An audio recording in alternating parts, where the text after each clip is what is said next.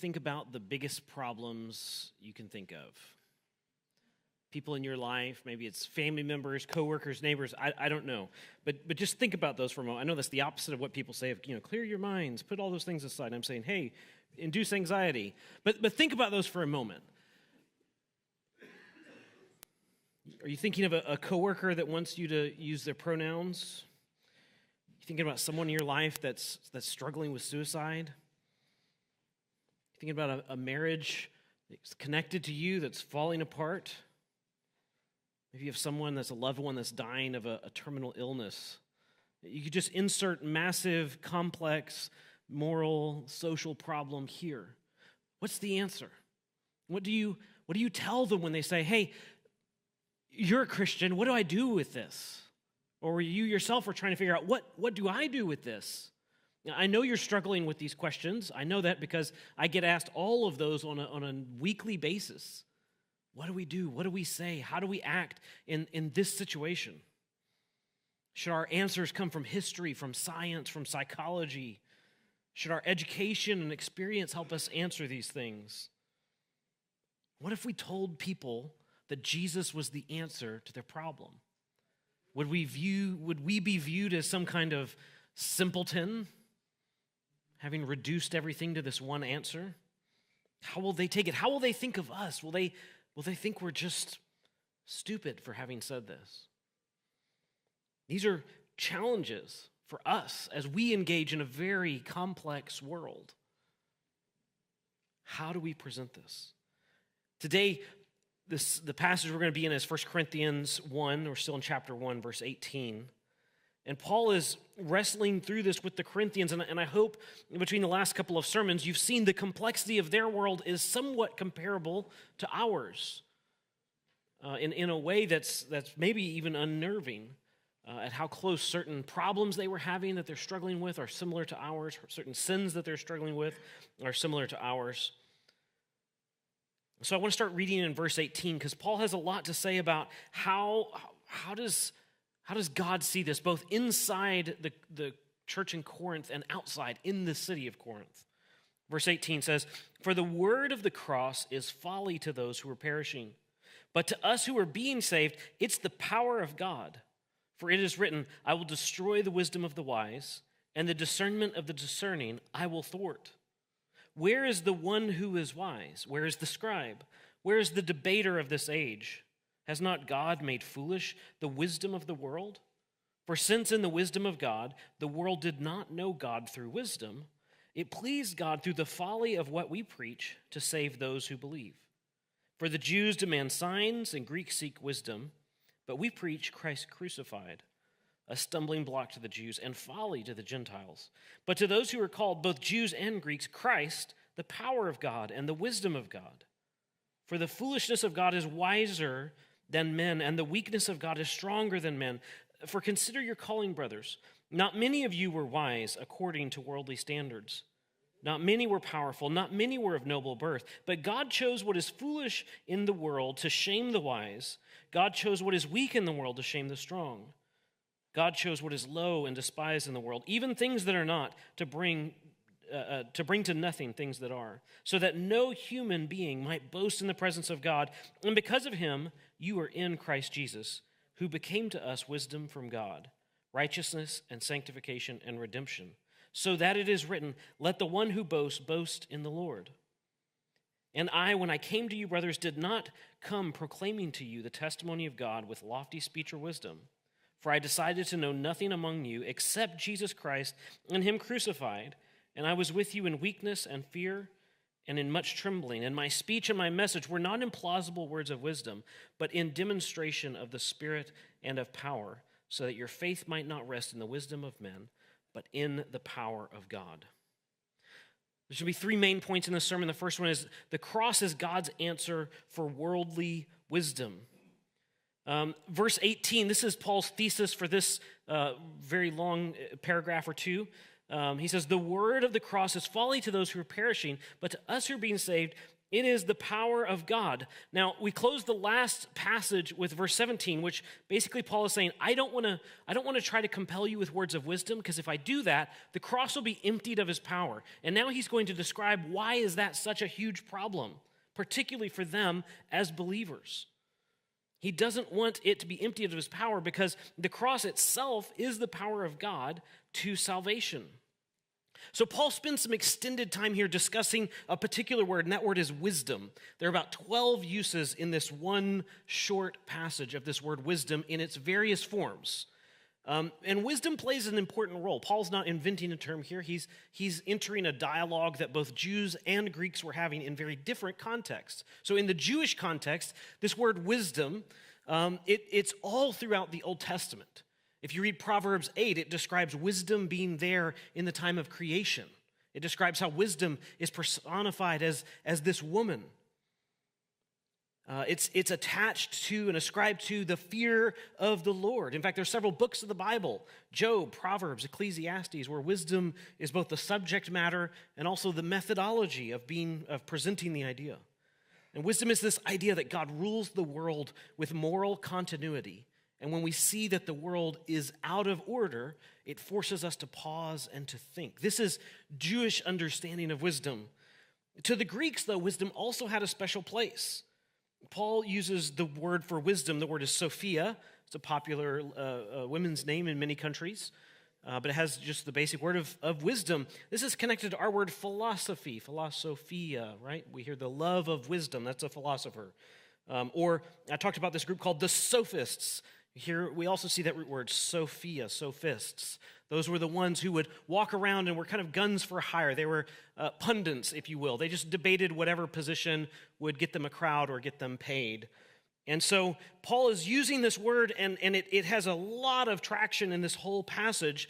And this even goes back, he pulls in an Old Testament quote. This is coming from Isaiah 29:13. He's in verse 19, he says, I will destroy the wisdom of the wise, and the discernment of the discerning I will thwart. Isaiah 29 that he's quoting from, this starts off with a series of woes, not against the nations, but against God's people. Let's just set the frame for what Paul is trying to say. Basically, Isaiah 29:13, God is saying that there's a problem with how his people are close to him with their lips, but not with their hearts. Let me read verse 13, right before the one he quotes. He says, and the Lord said to them, because this people draw near to me with their mouth and honor me with their lips, while their hearts are far from me, and the fear of me is a commandment taught by men. So he's saying this is why, because they're near with their lips only and not their hearts. This is why I am going to destroy their wisdom. I am going to take their discernment away from them. So Paul is using this quote not actually to talk about these ancient Judean leaders. He's using this quote to apply it to the Corinthian church today and remind them, hey, don't you remember that really famous passage in Isaiah where God, because his people were far from him, God took away the wisdom and discernment that they had, so they had nothing. This is what God promises for you. This is what's going to happen to the factions that are growing. Remember, these first several chapters are all about the disunity that has entered into the church in Corinth. And he's given us some in chapter 1, and then in the later part of chapter 1 and 2, he's giving kind of a theological lesson, and then he's going to get back to this very practical discussion on divisions in the church in chapter 3. But part of this is this Old Testament verse where he's saying, here is what was promised long ago, and we are going to witness it again. Verse 20 says, who is the one who is wise? Where's the scribe, the debater of this age? Has God not made foolish the wisdom of this world? And so here we see Paul's audience being both Jewish and Greek. The scribe, this was the wise person in Jewish culture, the person who had learned language, who was able to copy and write the things of God line by line, letter by letter by letter. Right? That's who the scribe is in the Jewish culture. The debater, this was the sophist that, again, he's talking about. This is the wise one in Greek culture, the person who's just a little bit ahead of you in conversation, very quick on their feet. And he says, where are these two wise people as they stand before God? Because God is going to put them both to shame. This leads us to a question, what do people expect from salvation? What do people hope that their God or their religion gives to them, especially at this time. What is that expectation? See, we are programmed in Christianity to think of salvation as life after death, as rescue from sin and the grave. But this is not a universal concept, particularly at this time. Another question would be, how do people acquire such a salvation? In the introduction, I brought up in a short way about this, about one of the Greek gods in the Greek temples there. His name was Asclepius. And in the early church, even outside of Corinth, later, like a couple hundred years later, different theologians are still debating and having debates about Asclepius versus Jesus. Because there were people who were saying Asclepius is a God-man who has healing powers. Jesus is a God-man who has healing powers. Potato, potato. What is the big difference? What's the big deal? Obviously, there's a lot of big difference. But in the cult that was dedicated to Asclepius, they would go into this place. It was a beautiful place where they could see both of the seas. They had a great view, great environment. And they would rest there for 3 days. This was part of the healing process where they would rest. At the end of their ritual, they would take a bath. They had a pool there that was several feet deep where they would bathe. And then as they rested, oftentimes in a drug-induced state, they would hope that Asclepius would visit them in their dreams and let them know that they had been healed. And at the end of this ritual, they would take a piglet and they would sacrifice. Is this the kind of salvation that God is offering to us? That he's going to heal us from our aches and pains? This would be great for a lot of us who struggle with aches and pains if all of this went away. This is what they want. This is their expectation.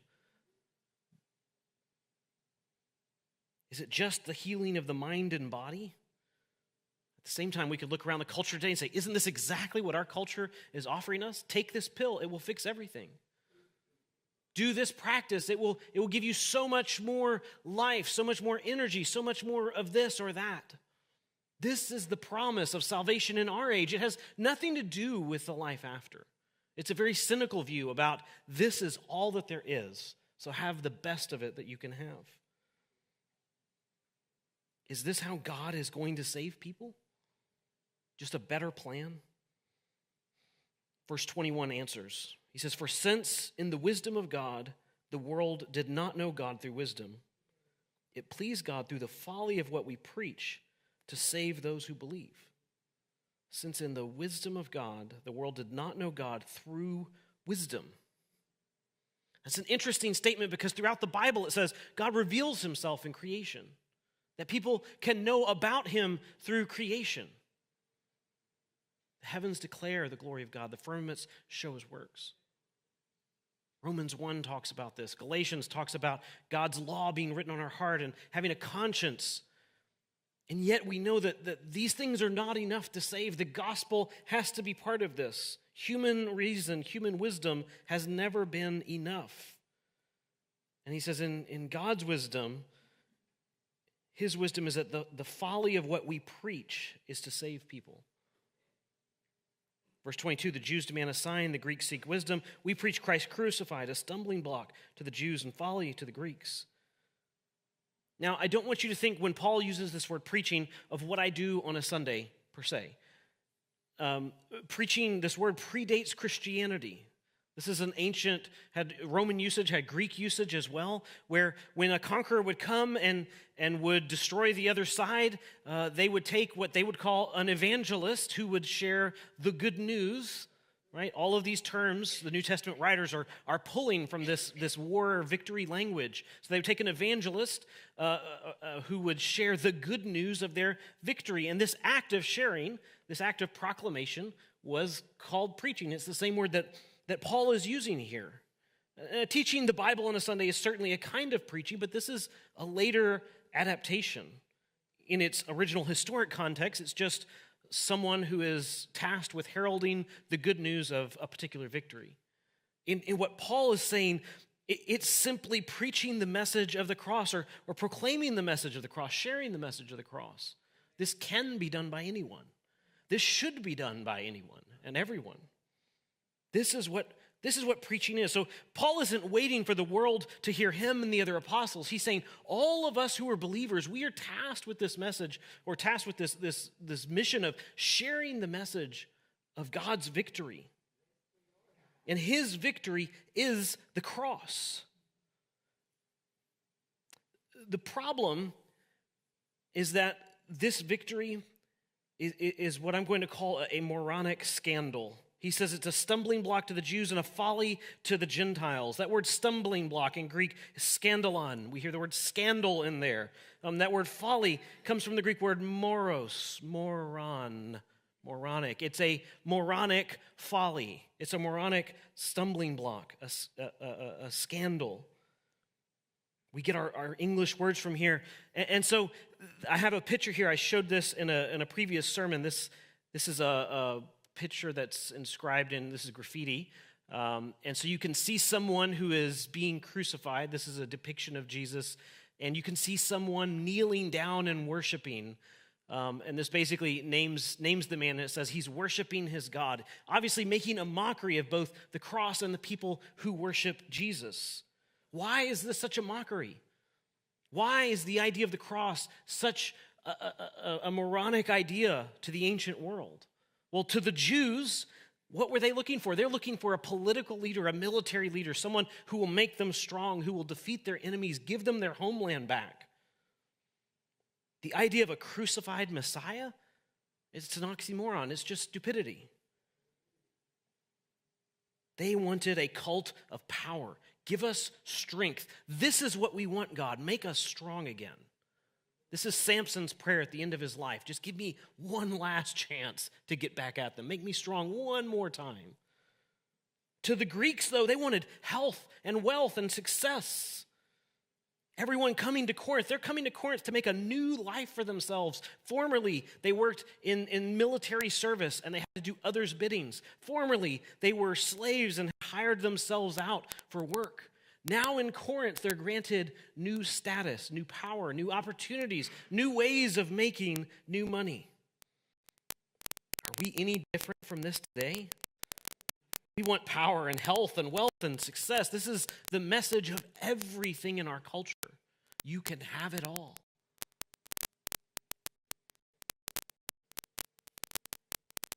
It's a folly. It's a stumbling block to the Jews and the Greeks, and I would argue even to people in our age. The idea that success looks like dying, it doesn't make any sense. Verse 24, he says, "But to those who are called, both Jews and Greeks, Christ, the power of God and the wisdom of God. For the foolishness of God is wiser than men, and the weakness of God is stronger than men." Why would we want the wisdom and strength of man if God, in his most foolish state and his weakest state, is still wiser and stronger than our best that we can offer? For those who believe the cross is God's power for salvation, Paul says this.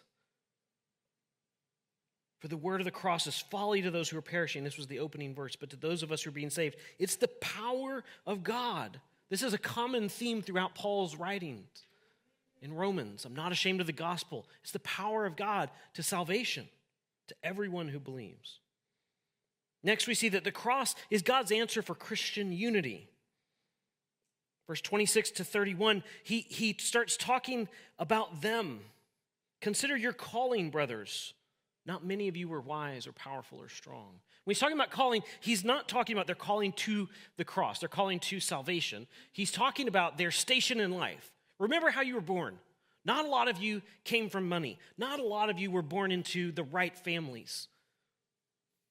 Remember that.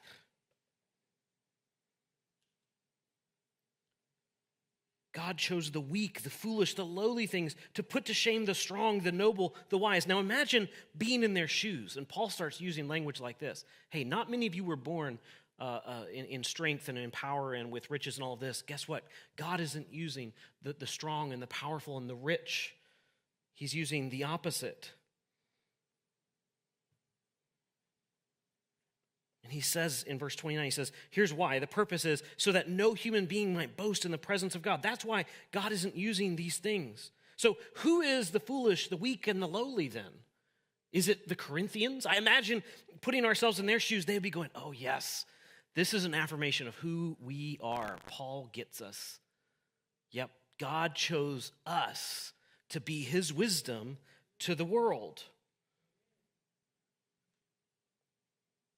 Maybe they were realizing, okay, Paul is correcting us. I've been siding with Apollos, and my brother there's been siding with Paul, and this one's been siding with Peter, and that one with Jesus. And now, instead of thinking who gives us the greatest advancement, who gives us the greatest power, we need to be thinking of who is the lowly, the foolish, the weak. Let's side with them now. Or maybe it's us. Maybe they're going, not many of us were wise, but some of us are. Which one is it? Who is it? Come on. Right? Like they might be thinking, hey, it's me. I'm the wise one. Like, yeah, I'm surrounded. I'm an island in an ocean of ignorance. Right? They might have been thinking this way, but they're missing the whole point. It's not them at all.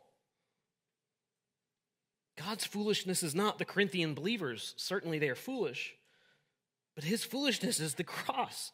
It's a crucified Messiah who calls us to share in his death. Thinking like this might be similar to the kids in church who just decide, well, if the first are last and the last is first, I'm gonna game the system and I'll just go to the back of the line that way when it comes time for snack. I get to go to the front of the line. Right? If God chose the foolish, okay, I'll be the foolish so that I can be God's wisdom. No, that's not it at all. God's foolishness is the cross. And he calls all of us into that. Verse 30, he says, and because of him, you are in Christ Jesus, who became to us wisdom from God, righteousness and sanctification and redemption. In Christ, we receive God's wisdom, righteousness, sanctification, and redemption. In fact, as we are melded into Christ, we become these things. But this doesn't happen without a death on the cross. This is so backward from our human expectation of salvation. Our human expectation is not that God would give us wisdom and make us holy like him. Our expectation of salvation is, God, give me stuff. Make me popular. Make me successful. Make me powerful. Make me rich. This is what salvation really is in our age. This is backwards from human expectation of health, wealth, and power. But it's so much better. Paul says that we are seated with Christ in the heavenlies. What can top that? If you know that you're seated with Christ in the heavenlies, that's in Ephesians. If you know that, if you really know that, what does it matter where we sit down here on earth? What does it matter what car we drive, what house we live in, what job we have? None of this matters. What does it matter what people say of us, what people think of us, what people do to us? None of it matters because it's already been won.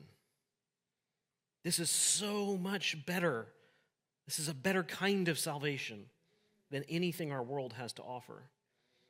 He reiterates the purpose again in verse 31. He says, so that, as it is written, let the one who boasts boast in the Lord. If I know that I wasn't chosen for my wisdom, my strength, my whatever, but that God's foolishness put my wisdom to shame, so that as I bow the knee to the cross, God accepts me on this basis. I have nothing to boast in. I have nothing in myself to trust. I only have to look to the cross. That's my only boast. But what are they boasting in? They're boasting in, I'm of Apollos, I'm of Paul, I'm of Peter, I'm of Jesus, right?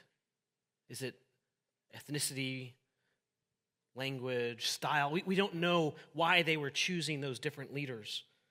But the point was, all of those leaders had gone through this process of bowing the knee.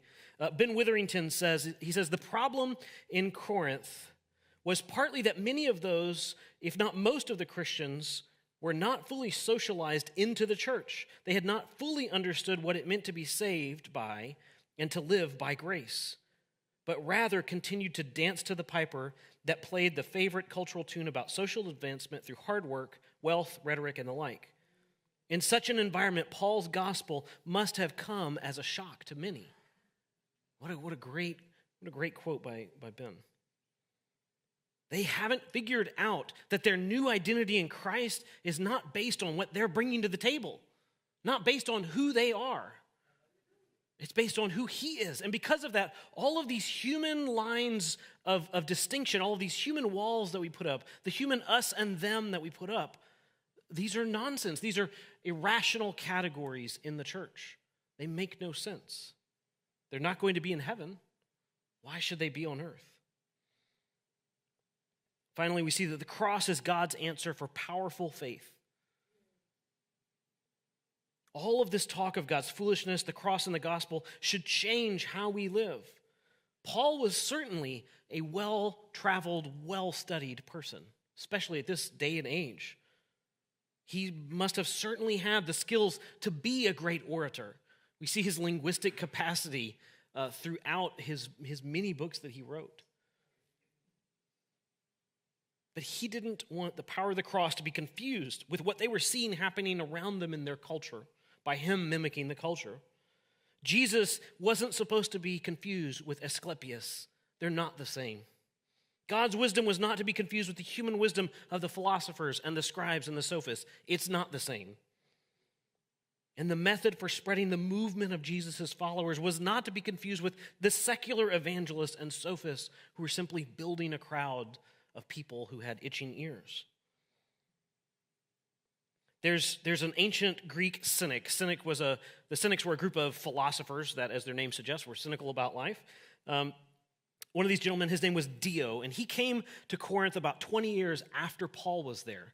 Listen to how he writes about the scene in Corinth. He was there during the Isthmus Games. I cannot say Isthmus. Can somebody say Isthmus? Thank you, that. I can't say it. There's too many something, I don't know. Words are hard. It's just an illustration that it's not with eloquence that we share the message of God. But here's what he describes. He says, large numbers gathered in Corinth on account of the harbors and the women, and because the city was situated, as it were, at the crossroads of Greece. Accordingly, just as the good physician should go and offer his services where the sick are most numerous, so he said, the man of wisdom should take up his abode where fools are the thickest, in order to convict them of their folly and to reprove them. Remember, this man's not a believer. One could hear the crowds of wretched sophists around Poseidon's temple shouting and reviling one another and their disciples as they were calling, fighting with one another. Many writers reading aloud their stupid works, many poets reciting their poems while others applauded them, many jugglers showing their tricks, many fortune tellers interpreting fortunes, lawyers innumerable perverting judgment, and many peddlers were peddling what they happened to have. So he's describing this scene as chaos, elements of prophecy and interpretation and preaching and all of these things are present in the secular culture. Now listen to what Paul is saying. Paul doesn't want to get sucked in and aligned with all of that, not for his own sake, but for the sake of the gospel. The gospel is not simply another poem that we're telling on equal par. It's not just another philosophy. It is the thing that changes the world. Chapter 2, verse 1, he says, and I came to you, brothers, did not come proclaiming the testimony of God with lofty speech or wisdom. I decided to know nothing among you except Jesus Christ and him crucified.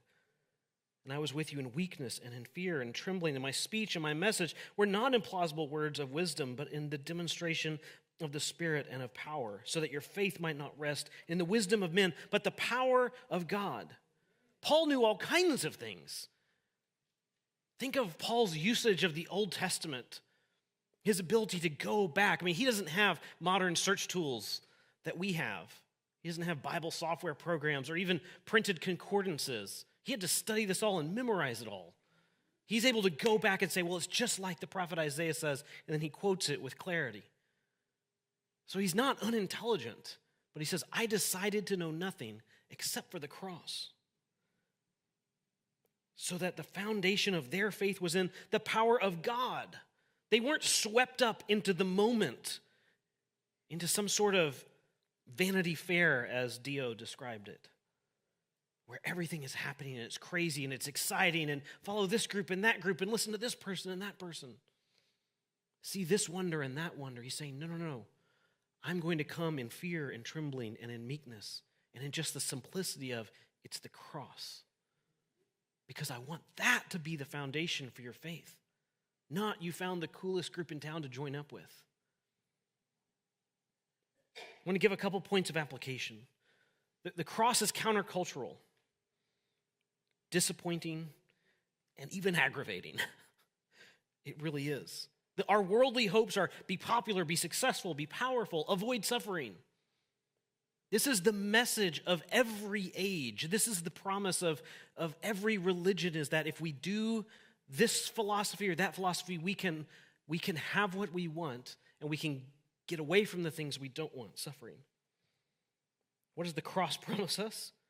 Jesus says the world will hate you. He says on the one hand, you can have it all, but you can then lose your soul. Don't lose your soul. He says your strength is nothing. There's no act that you can do to merit salvation, no act that you can do to gain or acquire salvation. What does he say about suffering? You can't avoid it. In fact, it's the norm for Christians. Jesus suffered. The founder of our faith suffered, and so certainly we will all suffer. So the cross is countercultural, it's disappointing, it's even aggravating. If you come to God expecting everything to be handed to you, if he is this genie that gives you the perfect life, you're going to be disappointed. Because when we look at the life of Jesus, we don't see the Messiah that the Jews want. Neither do we see the orator or the senator, the victor that the Greeks or the Romans wanted.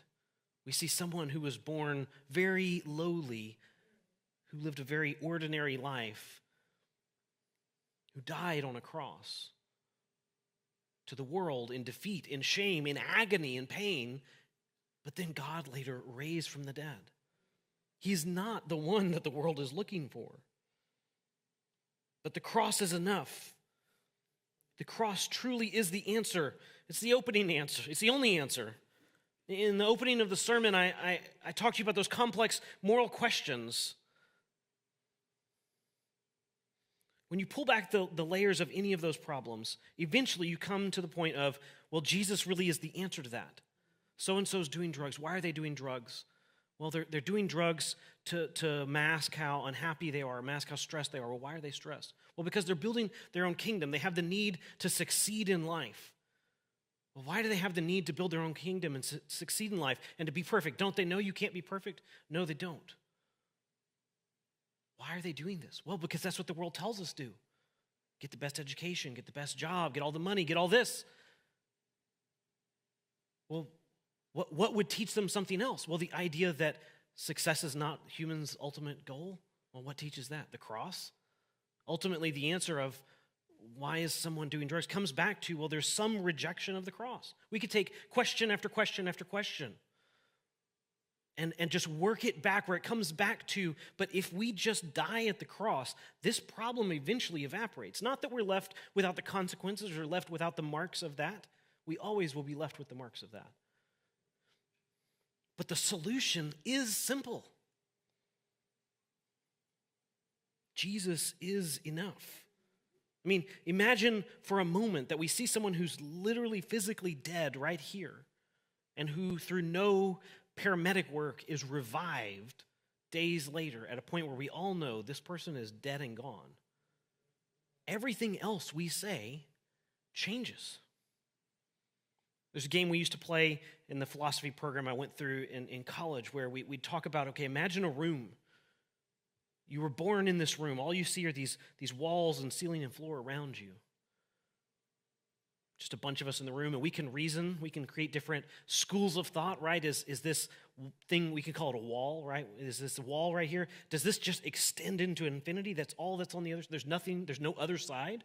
Maybe another side says, no, this wall is thin and there's something on the other side. Maybe we say, another person says, look, this is all just imagination. It's all just a construct of our mind. Another person says, well, we only believe this because our parents before us taught this. Now imagine for a moment, one day we wake up and we hear this cracking just like an egg from the ceiling and a hole opens up and someone comes in. There's only one thing that matters now. That person has experience from the other side. What do they say and do we trust them? Is that person trustworthy?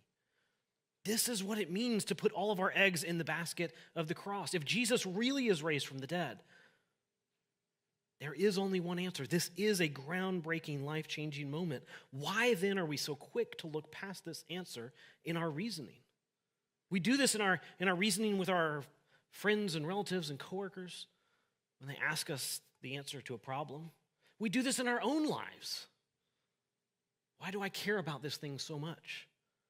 Why do I feel a lack or a loss here so badly?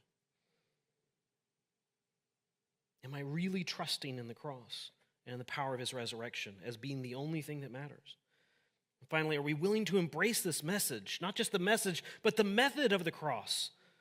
The social embarrassment that comes with saying, well, hey, it really all comes down to this one moment in time, this one issue. Are we willing to embrace the embarrassment that comes with being a simpleton like Paul is saying, look, the only thing I know is that Jesus was crucified and that he's risen again, and this changes everything. Will we embrace this in exchange for God's power? I want to be convincing. I do. I love talking with people and asking them questions and getting them to a certain point of view. I love helping shape them. This is part of teaching that I love doing. But that's not the power of the cross. Are we willing to embrace this message for God's power? Let me pray. God, we look to you, and I think so often we maybe say it as a theological statement where the cross is enough, or you are the answer. These kind of become sort of trite kind of bumper stickers in our life. But God, I pray this would be something that we experience in an existential kind of way, that we really know that this is the groundbreaking moment. And we know this, and it brings peace into our life because we know this. God, we want this to be transforming us into your image. You did not come seeking your own success, your own power, your own name. You came to do God's will. In the similar way, God, we pray that as we think of what does the cross mean in our lives, what does this Jesus is the only answer ideology, what does that mean for us? That this would be something where we are not seeking our own name and power and fame. In fact, all of these things as we follow you away from that we are willing to sacrifice and to suffer and to die. I ask this in your name.